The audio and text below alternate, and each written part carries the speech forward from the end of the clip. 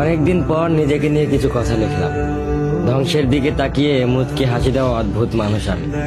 হয়তো আমি পাগল, হয়তো অনুভূতির ভিতরে কোন এক গভীর অতল দুঃখ বাসা বেঁধেছে। তবুও নিজেকে জোর করে হাসাতে শিখে গেছি।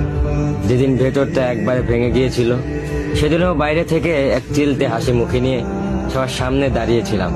কষ্টগুলোকে আমি বন্ধু বানিয়েছি, একাকিত্বকে আপন করে নিয়েছি।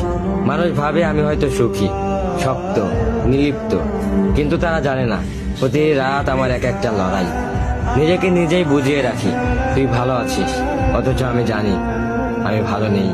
ভেঙে যাচ্ছে প্রতিদিন একটু একটু করে, আর এই ধ্বংস হওয়াটাকে যেন ভালোবেসে ফেলেছি।